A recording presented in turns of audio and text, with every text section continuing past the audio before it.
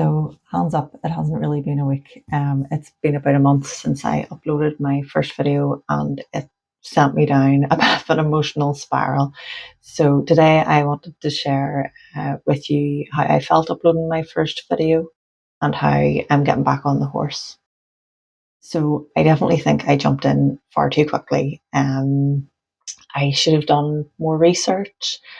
I mean, I did a bit of research, but I really didn't do what was required. I've been watching YouTube for years. You sort of think you know what people like to watch, you know what you like to watch, so you think you know what others like to watch, but there's a lot more to it than that, which I discovered. And after I posted my first video, I was really excited to post it. I was nervous about filming it, but once I was done and once I was done editing, I was pretty excited to upload it. And as soon as I hit the upload button, my mood just went boom. And it was so strange. And I actually ended up having a flare up of my colitis because of it, which really was not good. And I don't really know why I felt like that. I think it's because I'm quite an introverted person in life anyway. So to put myself out there is quite a scary thing. There's a lot of feelings of, gosh, this is out here now. People are going to see it. What are they going to think? I feel I'm not good enough. But to say that anyway, you know, your first, I think it's 20 videos aren't going to be any good, really. So I definitely felt that. I didn't feel so much pressure because I already had learned that beforehand. But just the fact that it was out there and people could see it, you'll find out in the analytics, not really that many people saw it in the grand scheme of things so far. And I had good intentions of uploading more videos, uploading the analytics after the first week, as I promised after the first video, but that just didn't end up happening at all. But I don't regret that because I think I needed a month or so to sort of get used to the idea of my face being out there on the internet. And I used that time to find out more about what I really need to do, what people are interested in with videos. There's so much to uploading a YouTube video, but I know it's going to get easier over time. You know, this is my first time doing anything like this. So getting used to everything, getting used to filming, to editing, making thumbnails, finding out about keywords. There's so much to go into. But I did find help through a couple of different avenues, and one that really spoke to me was Think Media. I found a free course of theirs online, and I think the video was maybe about an hour and a half long, as far as I can remember. And I took a lot of notes from that and really used that to sort of try and get my head back in the game. And if I can find that course again, I'll link it down below in the description box. They also have what they call YouTube Growth Day coming up on the 10th of August. So I'll link that down below as well. I think that's more of a longer sort of course, but it's free to sign up, so why not? And through that, I was able to purchase their YouTube starter kit. It was reduced in price, so if you sign up as well, you'll be able to get that. I think it was $27, which in the UK works out to about £22. But it was really good value for money, and I wish I had had it at the start because it really made me, even before creating videos, it makes you break down what your channel is about, you know, how to find a niche, first of all, and then what your channel is about, who is it for. It really focuses your mind on your audience rather than the big wide world. And there's a lot of value I find in that kit. It goes through, like I said, setting up your channel, what do you have to think about, thumbnails, videos, descriptions, which I haven't gone so much into yet. That's my next venture. How to make money from YouTube. I came into this thinking it was only through advertisers advertising on your video, and it's really not. There's affiliate links to different products. There's getting your video sponsored. There's all different ways. They have a massive list. I think it's 51 ways you can make money with YouTube. So if you get the opportunity to get that starter kit, I would really highly recommend it if you are starting off your YouTube channel. Like I say, I wish I had had it from right at the start, but I'm glad that I have it now. I've also been using the VidIQ Chrome extension.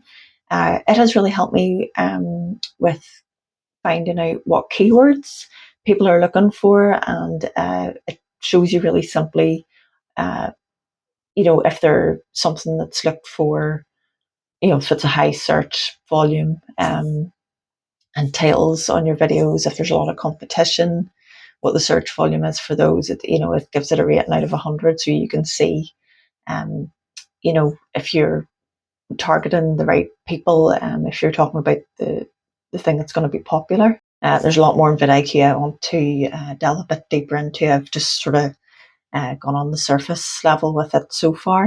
And then another tool that I found really useful too for doing thumbnails, end cards, intros, that sort of thing, is Canva. And there is a paid subscription, but the free one works perfectly well. There are a few things in the premium version of it which would be nice to have.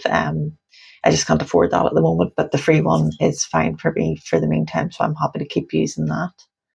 So the part you've been waiting for, the analytics, I'm going to switch over here to the computer and lead you through that.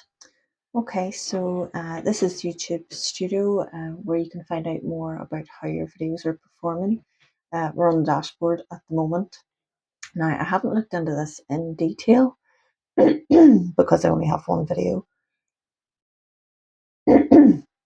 But here I can see my latest video performance, and it's my first video, so I can see how many views it had, which is not many at all, but I suppose that's okay for now.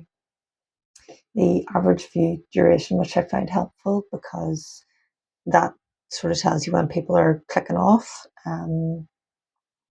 or I think you can see that a bit more in depth where people are clicking off, so that's helpful to know. You can sort of look back then and see where you're maybe going wrong. You can see the comments directly on that video, and then I can see my recent subscribers here as well. 4 subscribers, 2 of those are family, so thank you very much to those who subscribed. I really do appreciate it. Might not be a lot, but I'm happy with it so far. So then you can click on content on the left hand side here, and you get a view of all the videos you've posted. So I can see details of the videos, analytics, comments as well. There seems to be something I can do with vidIQ here. I'm not entirely sure what it is. Thumbnail editor and advanced embed. Not overly sure what that means, but this will be something I'll be looking into over time anyway. So to have a further look at the analytics. Okay, so it actually has been more than a month, which I didn't realize. I posted my video on the 18th of June. So it's about a month and a half now, which is ridiculous. I don't know where that time went. But I can see that the majority of my views were within the first day, a couple of days, and then it tailed off, and then there's been the odd wee bit. That could have been me. I know one of these was me trying to figure stuff out, so that's not entirely accurate. But and then there's not an awful lot of information there, just because it's my only video. There's not a lot of information to be had. You can see a bit more in depth there how people are finding my videos, which could be helpful,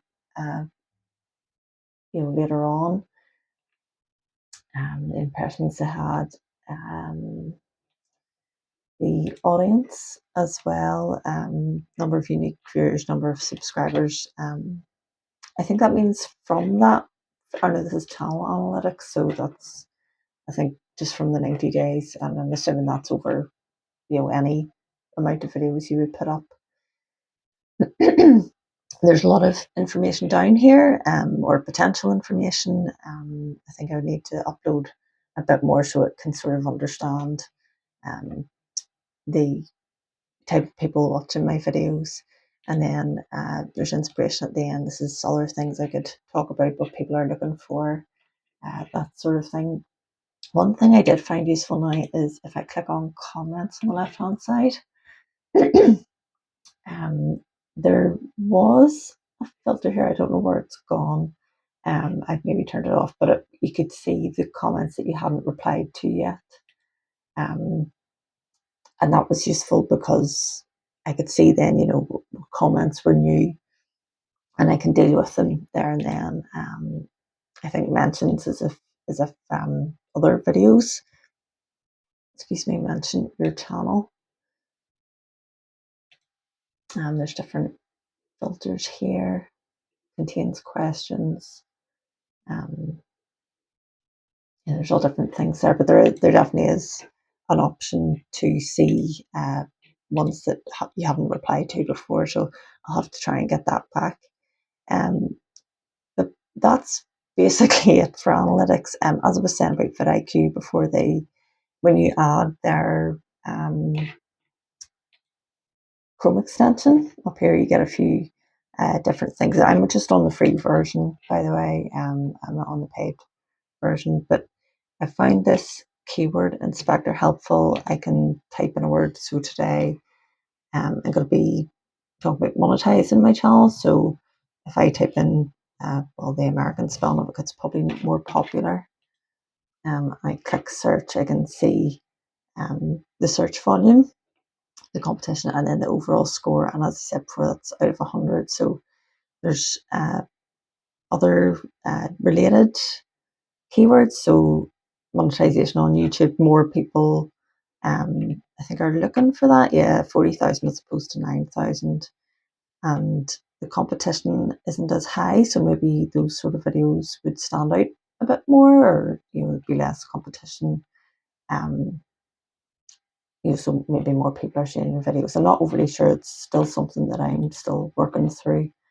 But yes, that has been my analytics for this week that's not been a week. But I will update you on that again next week.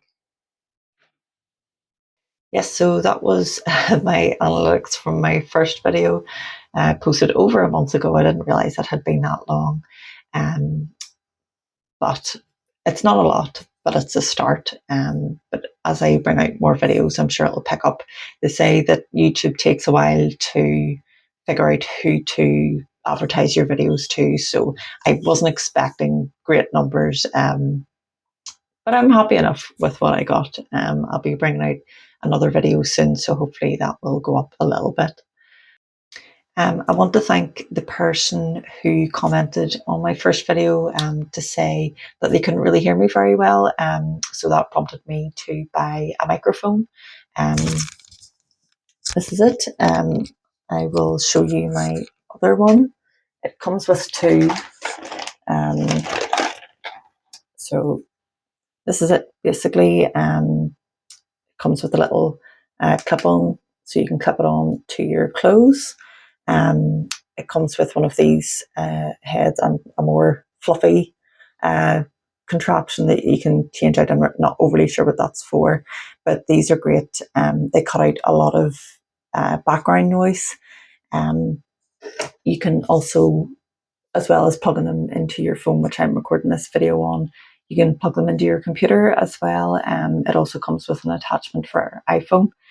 So it's been really great. I will put a link to that down in the comments below. It wasn't very expensive at all. I was actually quite surprised. I went off the reviews to see how good it was and people were happy with it. And I've been really happy with it so far. I think it was about $12.99, which is nothing really. I think I got it on sale, but I'm sure that sale price will come up again if that's something you're interested in buying. And going through different equipment lists, I definitely went through a Think Media one. I think that's sort of where I sort of figured out what I would need in the first instance. I realised I would need some sort of lighting as well. In the UK, you get every season in a day, so it can be bright 1 minute and really dark the next.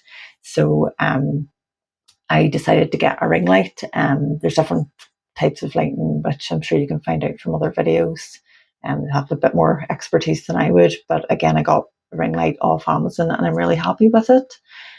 You can adjust the strength of the light on it, the type of light. It goes from natural to warm to cool, and then you can have all different colours if that's your thing. But again, I'll link that down in the description below. Like I say, that was another Amazon purchase. I think it was about £20 all in all. There were a lot of ring lights, but I found that particular one to have the best reviews. And like I say, I'm very happy with it. And it comes with a very large tripod too, so you can adjust it to your needs as well. And as for plans for future videos, I have a few ideas in mind. Like I say, I'm still trying to absorb a lot of information and training. I'm looking forward to the YouTube growth course through Think Media on the 10th of August. I think I'll have a lot of interesting stuff. So hopefully I'll see you there as well. If you find this video valuable to you, hopefully you have, please do like the video and subscribe. It's going to help it reach more people as well, and I would obviously really appreciate it too. So that's all for today, and I'll see you in the next video.